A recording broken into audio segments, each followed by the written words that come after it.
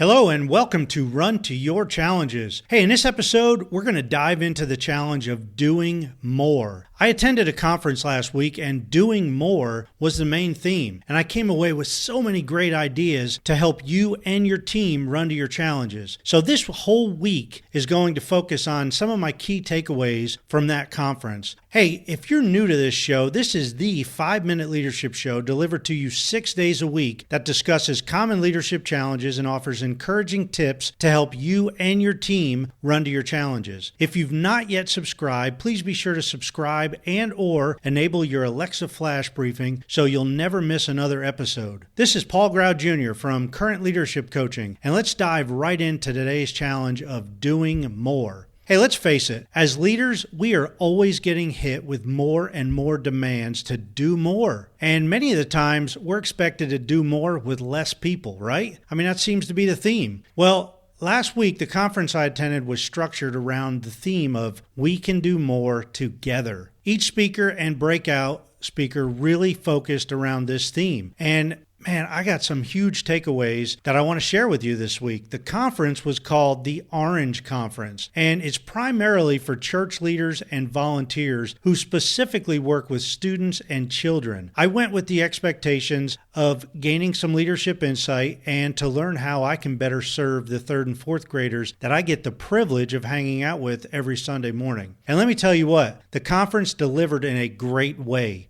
I would highly advise anyone who works or volunteers with kids to attend this conference in the future. So the theme of doing more together is so relevant to leaders because we simply cannot do it all by ourselves. We need other people around us. We need our people. However, many leaders seem to park themselves on an island and think they can accomplish everything by themselves. Well, if that's you, it's time to change today.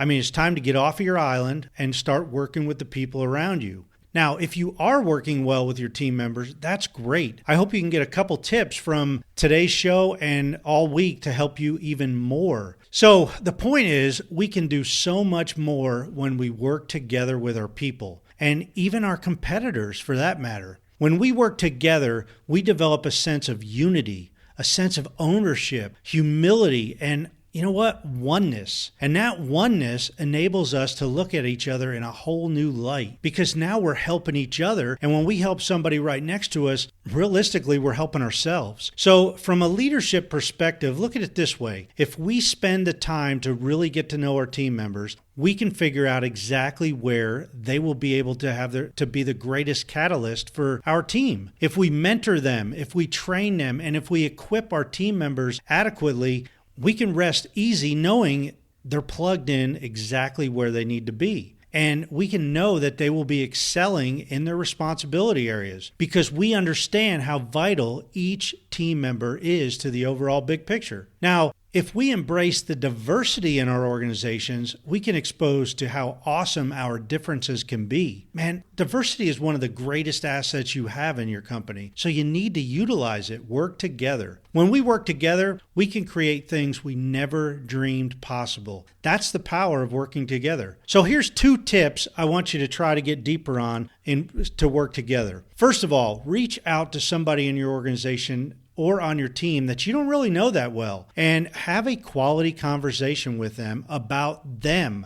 If they ask about you, feel free to share some things, but just know that this conversation should be focused on them. Talk about their responsibilities, their hobbies, their gifts and strengths, and get their opinions on what their gifts and strengths are. And then find out about their aspirations. Then ask them if they get to use their gifts and strengths in their current position. If they aren't, try to brainstorm with them how you might be able to change that predicament in the very near future so you can get them in a position where they're thriving. Secondly, examine the teams you currently have in your organization and ask yourself if they are really working well together. Is every team member complementing each other within the team? Ask yourself what you can do to help bring them together better. Do they need to loosen up? Do they need to care more about each other? Do they just need to know a little bit more about each other? Is there conflict and or communication challenges in the teams? If so, that's actually an easy fix if you run to that challenge. Communication challenges and conflict will never go away unless you address them head on. I can help you with that, but that's a whole nother episode and or a phone call one-on-one with me. Okay, so there's the 2 tips that you can start today.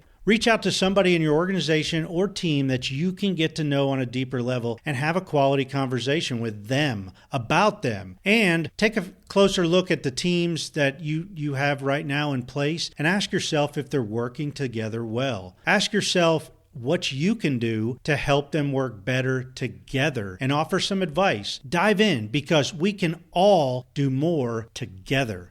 Thanks to all the people who put on the Orange Conference, and I cannot wait to get back there next year. Hey, as always, be sure to subscribe and or enable your Alexa flash briefing so you never miss another episode. And if you like this episode, please leave me a 5-star review. You can contact me directly at Paul Grau, that's PaulGrau, at currentleadershipcoaching.com, or by visiting my website at runtoyourchallenges.com. Thank you, and until tomorrow, run to your challenges.